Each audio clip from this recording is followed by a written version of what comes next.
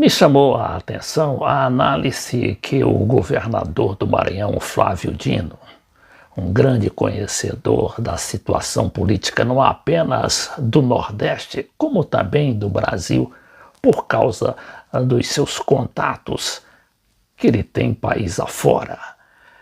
Contatos tanto na área mais de esquerda, como também na área mais conservadora. Então, a conclusão do Flávio Dino nesta entrevista ao site da Carta Capital é de que o Bolsonaro constitui uma grande força eleitoral. E por isso ele chama a atenção daqueles que estão combatendo o Bolsonaro para se articularem, não apenas em termos eleitorais de primeiro turno, mas se unirem para o que ele considera o perigo maior, que seria a vitória do Bolsonaro com as oposições desunidas.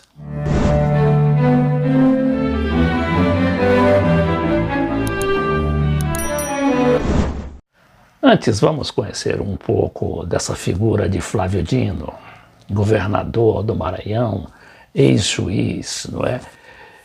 E homem também provado na administração de um estado como o Maranhão, que por muito tempo foi devastado por aquelas oligarquias das mais atrasadas do país.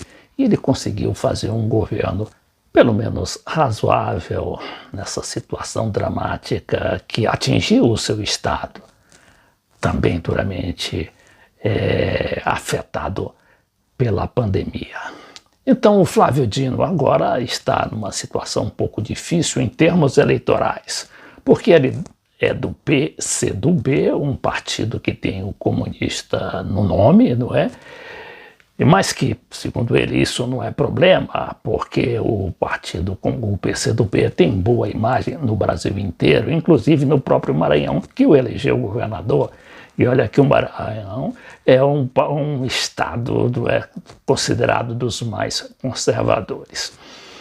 Mas aí ele explica que só teria condições de sobrevivência eleitoral no estado se fosse para um partido maior que o PCdoB, porque na próxima eleição de 2022 haverá uma dramática redução no número de partidos, de 33 para entre 10 e 12, segundo ele.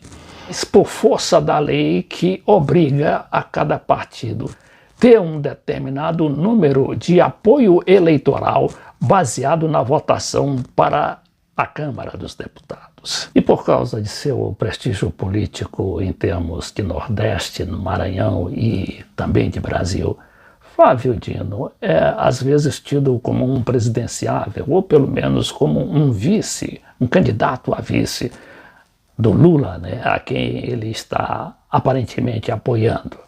Então por isso que é importante a sua análise. Vejamos o que é que ele diz. Mas indiscutivelmente hoje ele tem uma força nacional, e faço questão de destacar isso, para combater as visões equivocadas segundo as quais a eleição de 2022 será fácil. Não será. Uma eleição complicada, difícil, contra um adversário capaz de tudo, que não tem freios, não tem limites, que assula o ciclo de violência, inclusive violência política, violência física, fake news, de modo que eu tenho a convicção que no nosso estado, no Maranhão, Bolsonaro teve a sua maior derrota em 2018 e vai perder de novo em 2022.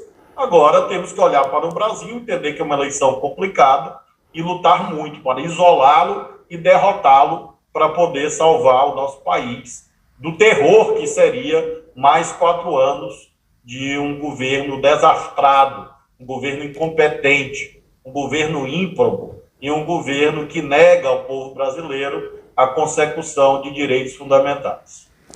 Agora, o que é que ele propõe para evitar esse risco Bolsonaro? É justamente a união, não é, das forças populares, ou inclusive dos conservadores, contra o Bolsonaro, não é? Mas isso, segundo ele, só será factível, viável, se houver realmente esse empenho das forças eleitorais em se unir, tendo em vista esta situação de risco que corre a política brasileira na eleição de 2022, o Flávio Dino, inclusive, advoga o lançamento de uma candidatura de centro ou de terceira via, como se fala, não é? Que poderia ser liderada pelo governador de São Paulo ou de outra corrente capaz de aglutinar votos e, com isso, tirar votos do Bolsonaro. Ele também fala na candidatura do ministro Ciro Gomes, que tem grande penetração no Nordeste. Então não é pouca coisa que está em jogo. Então eu creio que uma união é muito importante. Em relação a essa temática de centro, terceira via, eu sou um torcedor. Eu espero que isso se viabilize, porque quem sabe até esse chamado centro, terceira via, consiga até isolar o bolsonarismo, quem sabe tirá-lo do segundo turno. Então eu espero que isso se apresente como uma realidade. E para isso, não basta ter uma atitude de negar um e outro. É preciso ter identidade, é preciso dizer sim a alguma coisa, é preciso ter programa.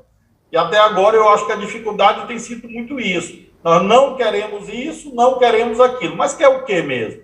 Então, eu espero que os líderes, os partidos, muitas figuras, inclusive, com as quais eu tenho diálogo, consigam unir um agrupamento expressivo e lançar uma candidatura. Eu acho isso bom para o Brasil. Finalmente, o Flávio Dino falou sobre o apoio que o Bolsonaro tem entre os militares, né? E aqueles chamados setores discricionários, que não envolve apenas as Forças Armadas, mas também setores importantes do grande empresariado, inclusive o internacional. Esse é um tema gravíssimo e, por isso mesmo, há pouco chamava atenção para a necessidade de uma ampla união patriótica de caráter democrático para derrotar o Bolsonaro nas urnas, impedir atos de violência antes, durante e após as eleições e garantir a continuidade, portanto, da experiência democrática entre nós. Se o Bolsonaro puder dar um golpe de Estado, ele dará. É importante não ter dúvida quanto a isso. Não deu ainda porque não teve força para fazer.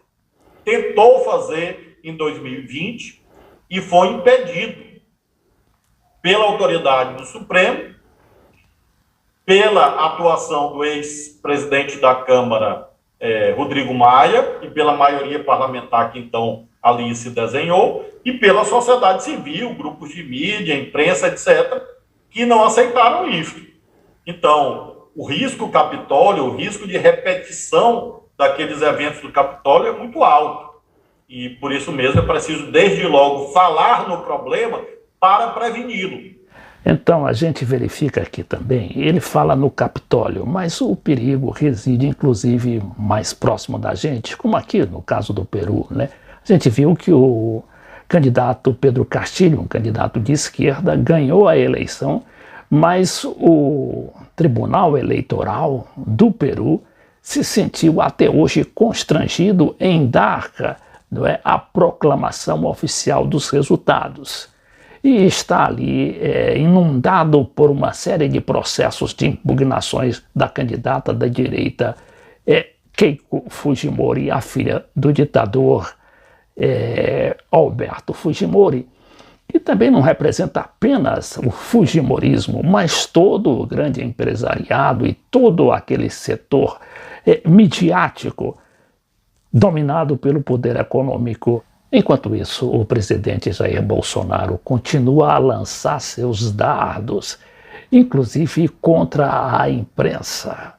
Bolsonaro, em plena campanha eleitoral, teve este diálogo com uma repórter de uma afiliada da Globo na cidade de Guaratinguetá, uma das muitas cidades que ele tem visitado pelo país afora, nesta campanha, que eu diria antecipada, da eleição que só vai ocorrer em 2 de outubro de 2022.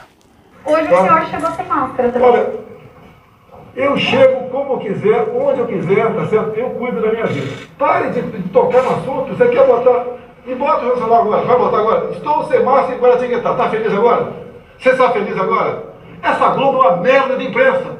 Vocês são uma porcaria de imprensa. Vocês são uns... Cala a boca. Vocês são canalhas. Vocês são fazem jornalismo canalha, vocês fazem. Canalha, que não ajudam em nada. Vocês não ajudam em nada. Você destrói a família brasileira, destrói a religião brasileira. Vocês não prestam. A Rede Globo não presta. É uma péssima órgão de informação. Se você não assiste a Globo, você não tem informação. Você assiste, está desinformado. Você tinha que ter vergonha na cara se prestar um serviço porco que é esse que você faz na Rede Globo. Obrigado.